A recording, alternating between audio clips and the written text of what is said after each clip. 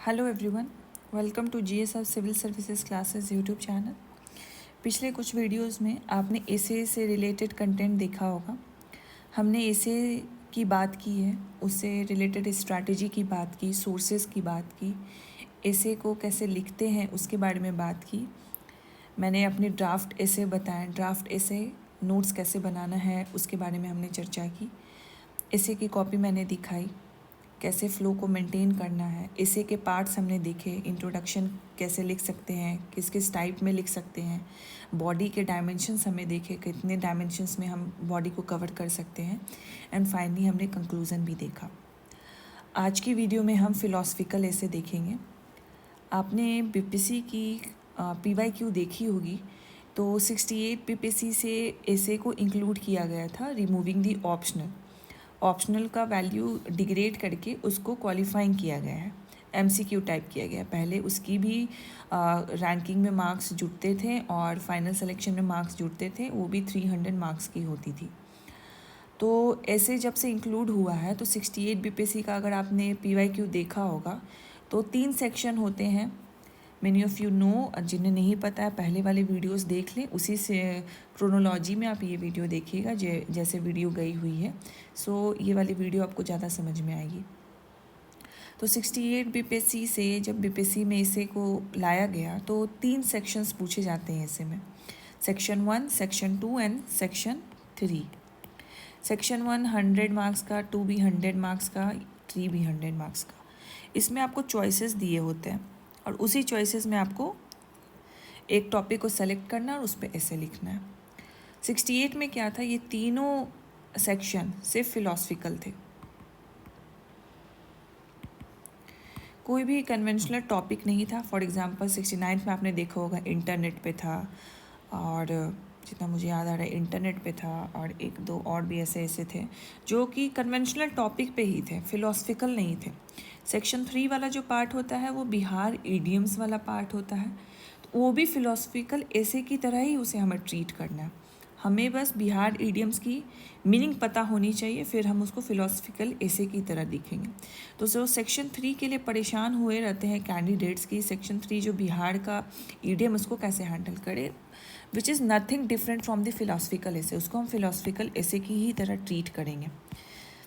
जो ईडियम्स दी रहती है वो बिहार लोकल लैंग्वेजेस में दी रहती है, बस उसकी मीनिंग पता होनी चाहिए, then you can handle that ऐसे।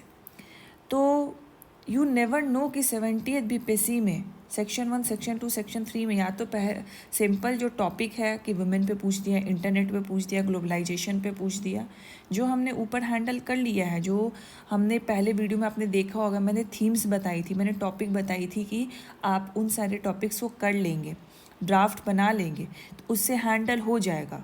और ऐसा नहीं है कि अगर फ़िलॉसफिकल ऐसे पूछ देगा तो वो सारे थीम्स आपको काम नहीं आएंगे। फ़िलॉसफिकल ऐसे में भी जो आप कंटेंट लिखोगे तो कहाँ से लिखोगे, उन्हीं थीम्स को यूज़ करके आर्गूमेंट बेस्ड बना के आप फ़िलॉसफिकल ऐसे को डील करोगे। जीएस का कंटेंट तो चाहिए ही आपको डील करने के लिए, but more than that thought making, brainstorming as well as answer writing skill चाहिए आपको ऐसे को लिखने के लिए, स्पेसिफिकली फिलॉसफिकल ऐसे को लिखने के लिए। तो फिलॉसफिकल ऐसे को हम कैसे डील करेंगे ये आज हम देखेंगे।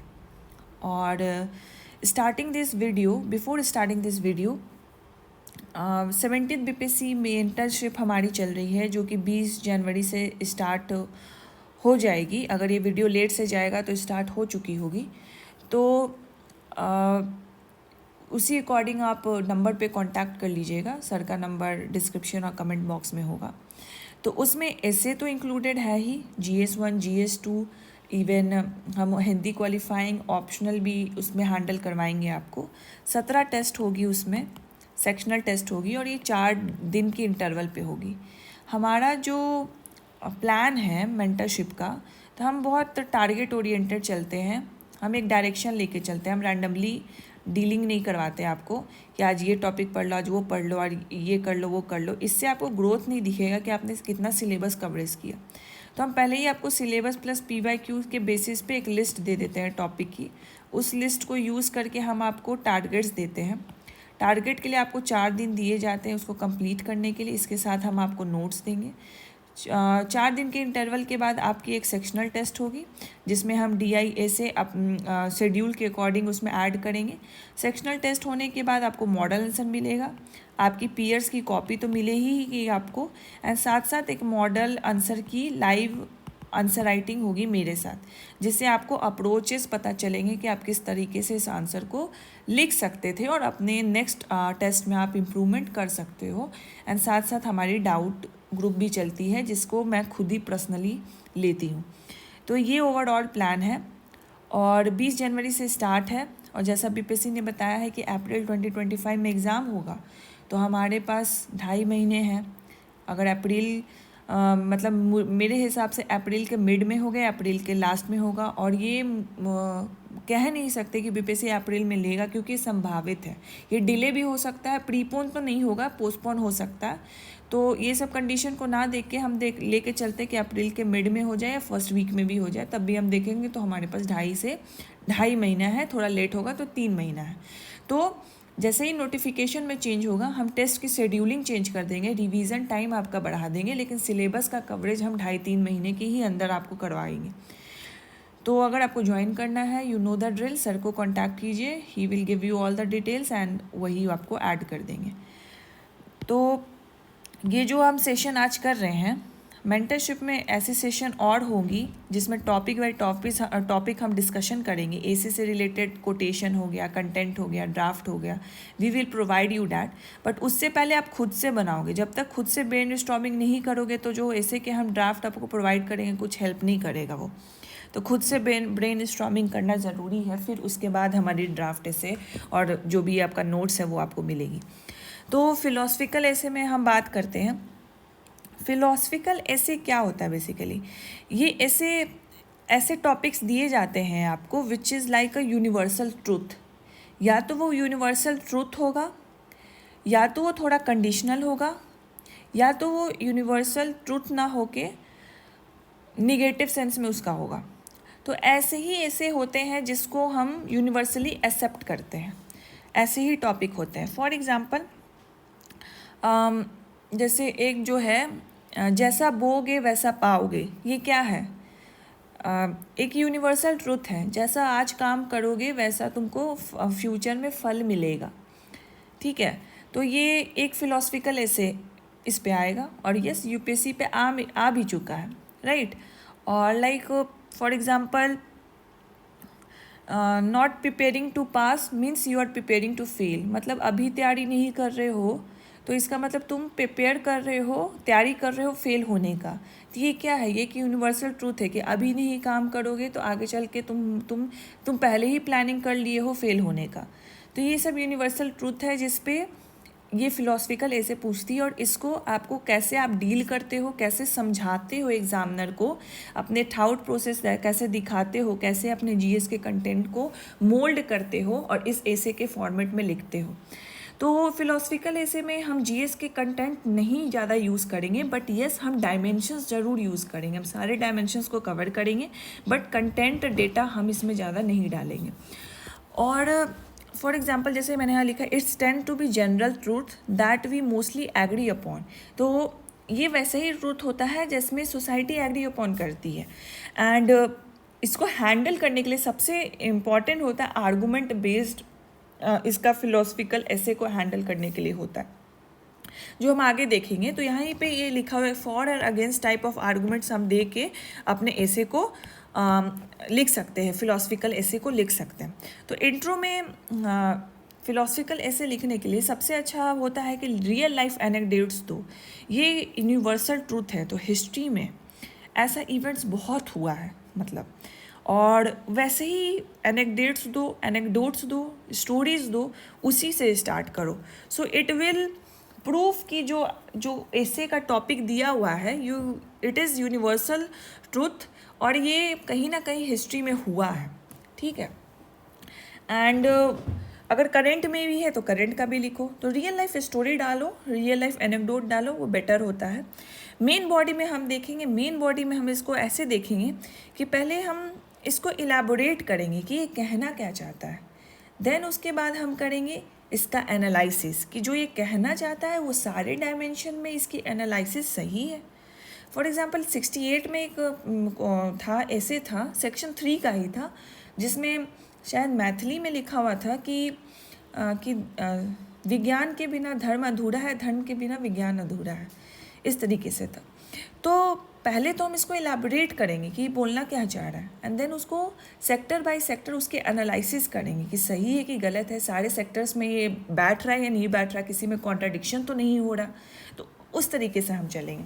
तो इलाबोरेट हमने कर दिया कि मीनिंग क्या है, फिर उसके बाद एनालिसिस किया, वाई, व्हेन एंड हाउ, कैसे ये हो रहा है। अगर किसी चीज़ में हम बोल रहे हैं कि ये वाला यूनिवर्सल ट्रूथ बैठ रहा है, तो हम इसको example by example, dimension by dimension तोड़ के बताएंगे कि कैसे ये यूनिवर्सल ट्रूथ प्रिवेल कर रहा है। एंड देन कंक्लूजन में हम जनरल कंक्लूजन देंगे, पोएम के साथ, कोट के साथ एंडिंग कर देंगे, या तो फिर जो रियल लाइफ स्टोरी हमने या कोई एनेक्डोट हमने हिस्ट्री का डाला है, तो उसी के साथ लिंक करके इसको कंक्लूड कर देंगे, जैसा मैंने पहले भी आपको बताया था।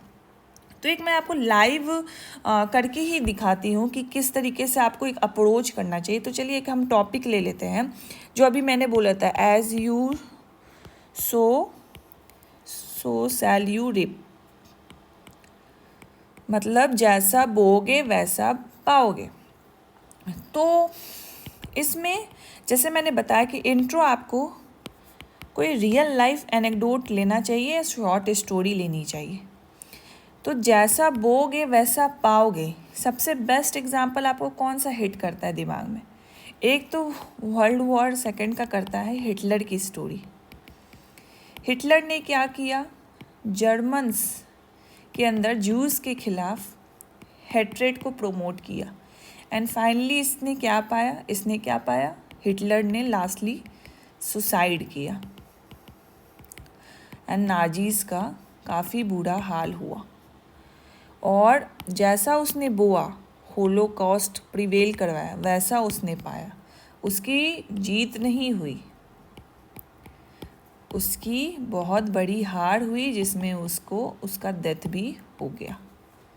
तो जैसा बोगे वैसा पाओगे। इसी को हमको इलाबोरेट अब करना है। अब हम बॉडी पे आते हैं, अब हम ट्रांजिट करेंगे बॉडी की तरफ। तो हम इसमें एलोबोरेट करेंगे कि ये बोलना क्या चाहता है। तो ये बोलना चाहता है कि it is a cycle of life, and the cycle of life consist of, क्या कंसिस्ट करता है? इट कंसिस्ट ऑफ कर्म, it consist of your work. So today work decide your future, simple is that. अब हम इसे अलग अलग dimensions में तोड़ेंगे। जैसे आपने मेरी पहली वाली वीडियो देखी होगी, तो उसमें एक डायमेंशन था इंडिविजुअल लेवल पे। फॉर एग्जांपल लाइक इंडिविजुअल पे, फैमिली पे, सोसाइटी पे, नेशन पे। तो इंडिविजुअल लेवल पे यू कैन से कि अगर हम अभी इन्वेस्ट करेंगे एजुकेशन पे, हेल्थ पे, then certainly it will generate human capital in future, it will generate skill employability in future, and we will get a better job and a better lifestyle. तो जैसा हमने बोया वैसा हमने पाया। Same goes for the hard work and success relation. Same ये career के में है, ये सारे एक्सपेक्ट्स में कवर करेगा, even for the health aspect, even for the career aspect, even for the like family level पे aspects, even for the business level पे अगर हम देखेंगे तो। ऑलराइट, अगर हम नेशन लेवल पे देखें, the nation that is build on the principle of democracy, the nation that is build on the principle of freedom, the build on the principle of liberty, build on the principle of equality, develops into a nation that enjoys happiness, prosperity, equality. So जैसा हमने बोया वैसा हमने पाया। You can quote the quotation of B.R. Ambedkar. I believe in the nation that is built of, I believe in the religion, not nation. I believe in the religion that is based upon the equality, freedom, liberty, fraternity, not on the basis of a caste system. तो B are Ambedkar को coat कर सकते हो यहाँ पे। तो जैसा बोगे वैसा पाओगे। अब इसी में हमें निगेटिव्स भी दिखाना है, ये तो पॉजिटिव साइड हमने दिखा दिया, अब हम निगेटिव्स भी दिखाएंगे। तो the society that is built upon the social stratification, that is caste system. Currently India is dealing with inequality, poverty among the backward classes. So जैसा हमने शुरू में बोया वैसा अब हम पा रहे हैं, राइट? तो इसी सारे लेवल पे आपको इसको जस्टिफाई करना, इसकी एनालिसिस करनी है, एंड देन हमें कंक्लूड करना है with giving the reference of the Lord Krishna, जो उन्होंने बात कही थी कि कर्मा इज इनएविटेबल, कर्म इज द अल्टीमेट धर्म ऑफ आवर लाइफ। कर्म करो एंड वही तुम्हारा धर्म है, और जैसा तुम आज बोओगे वैसा तुमको फ्यूचर में फल मिलेगा। लेट मिल सकता है, देर है पर अंधेर नहीं है। तो हमें इस तरीके से कोटेशन का यूज़ करके सारे डायमेंशंस को कवर करें। This shows our deep understanding of this philosophical topic as you so सैल्यूरेब। डीप अंडरस्टैंडिंग बताता है कि हम हर डायमेंशन में इसको डाल के एक तार्किक पक्ष रख रहे हैं, एक तार्किक एनालिसिस रख रहे हैं। तो एग्जामिनर को भी लगेगा, जब आप इस तरीके के एग्जाम्पल्स दे के बताओगे तो एग्जामिनर विल नो कि आपने अच्छी तैयारी कर रखी है, you have done a excellent brainstorming, तभी आप इतना डीपली सोच पा रहे हो। And this is how the philosophical essay should be treated and should be written. अब लिखने की कला आप विथ प्रैक्टिस आएगी, जैसा मैंने बताया। प्लीज़ रीड करिए टॉपर्स की कॉपी, मेरी कॉपी रीड करिए, और भी टॉपर्स की कॉपी रीड कीजिए, यूपीएससी टॉपर्स की कॉपी रीड कीजिए, उनसे देखिए कि वो फ्लो कैसे लिखते हैं। एंड मैंने जो सोर्सेज बताए हैं दृष्टि के लिए मतलब हिंदी मीडियम के लिए मैंने दृष्टि का बताया है, तो दृष्टि से ज़्यादा मैं बोलूँगी जो सर की बुक है ऑल इंडिया रैंक 1 अनुदीप दूरी सेट्टी सर की बुक, उसको पढ़ लीजिए। अगर आपको इंग्लिश अंडरस्टैंडिंग अच्छे से आती है पढ़ लीजिए उसको, आपको काफ़ी बेनिफिट मिलेगा। उसमें हमें ये नहीं पढ़ना है कि एजुकेशन पे हम क्या क्या कंटेंट लिखें, कंटेंट के पीछे मत भागो। ऐसे में देखो जितना कंटेंट है उसको कैसे फ्लो में लिख पा रहे हो, that's the real game of essay is not like GS paper. All right, so इस पे और हम चर्चा करेंगे मेंटरशिप प्रोग्राम में, जिसमें हर एक ऐसे पे लेके हम अप्रोच डिसाइड करेंगे कि कैसे आपका ऐसे होना चाहिए। ड्राफ्ट ऐसे हम डिस्कशन करेंगे, इवन जब ऐसे का टेस्ट होगा तो हम उसको भी डिस्कस करेंगे कि इसको आपको कैसे लिखना चाहिए था। तो this all be covered in the mains mentorship programme. And जो लोग नहीं जुड़ना चाहते हैं तो यहाँ तो मेरी स्ट्रैटेजी वीडियोज़ आती रहती है, जो यहाँ मैं बताती हूँ वही चीज़ रिप्लिकेट होता है मेंस मेंटरशिप प्रोग्राम में, एंड जो भी मेंटरशिप हम अभी चला रहे हैं। तो ऑल द वेरी बेस्ट, अच्छे से प्रिपरेशन कीजिए, यही 2.5-3 महीना है, दे दीजिए। और मत इतना सोचिए कि मेरा प्रीलिम्स हो रहा है नहीं हो रहा है, प्लीज़ मत सोचिए। एक बार मेंस का तगड़ा प्रिपरेशन कर लीजिए, फिर कोई भी पीटी हो, पीटी बस क्वालिफाई करना है। You have the conceptual understanding, बस पीटी के लिए फैक्चुअल पढ़ के जाओ और जाओ पीटी दे दो। अगर फैक्चुअल पूछ रहा है इस तरीके से पूछा तब भी पास कर जाओगे, अगर 69 और 68 के पैटर्न पे पूछा तब भी कर जाओगे, क्योंकि मेंस बहुत स्ट्रांग है आपका। अब पीटी जैसे ही क्वालिफाई करो, यू हैव दैट कॉन्फिडेंस कि आपका मेंस बहुत स्ट्रांग है, कोई नहीं रोक सकता आपका फाइनल रिजल्ट आने में, और इस साइकिल से निकल जाओगे। Believe me and believe on your self. अच्छे से मेंस करो, 2-2.5 महीने, अभी कौन सा पीटी आने वाला है, कोई एग्ज़ाम भी नहीं है कि बहाना बनाओगे कि मेरा पीटी में कम आ रहे हैं तो मैं नहीं पढ़ूंगा। कोई एग्ज़ाम नहीं है ना, कोई दूसरा एग्ज़ाम नहीं दे रहे हो, प्लीज़ लग जाओ इसमें। एक बार मेंस अच्छे से कर लो, एक बार का गेम है मेंस, क्योंकि मेंस क्या है, ये अंडरस्टैंडिंग का है, रट्टाफिकेशन नहीं है। PT is dynamic, PT dicey, कि इस बार पीटी निकला है तो नेक्स्ट टाइम निकलेगा कि नहीं निकलेगा, श्योरिटी नहीं है।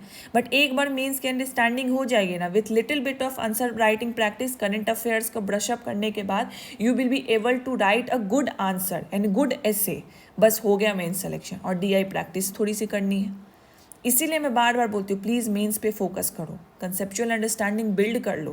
फैक्चुअल डेटा ना, जो स्पीडी हो गया, एडुटेरिया हो गया, ये जो फैक्चुअल करंट अफेयर्स आते हैं वो ना आप 2 महीना में भी रट जाओगे, आराम से रट जाओगे अगर ना कंसेप्चुअल अंडरस्टैंडिंग क्लियर होगी। ठीक है, एक बार बिल्ड कर लो, फिर आगे कभी दिक्कत नहीं होगी बीपीएससी के लिए। अगर बीपीएससी कितना भी अपनी तरफ से ऊपर नीचे करते रहे पैटर्न को, कोई दिक्कत नहीं होगा, क्योंकि आपका क्या है, जो बैलेंस है, जो आपका फंडामेंटल है, जो ढांचा है, वही इतना स्ट्रांग है ना कि ऊपर से फैक्चुअल मारो या और कंसेप्चुअल मारो, you will be able to handle all the pressure. All right, so इस 3 महीना को बिल्कुल सब कुछ छोड़ दो। टीवी सीरीज़ बाद में देख लेना, मूवीज़ बाद में देख लेना, इंस्टाग्राम बाद में चला लेना, पार्टीज़ में बाद में चले जाना। ठीक है, ये 3 महीना अच्छे से मेंस दे दो। अभी जो प्रेशर बनता है ना मेंस के पढ़ाई के लिए, वो अभी उसके बाद नहीं बन पाता है।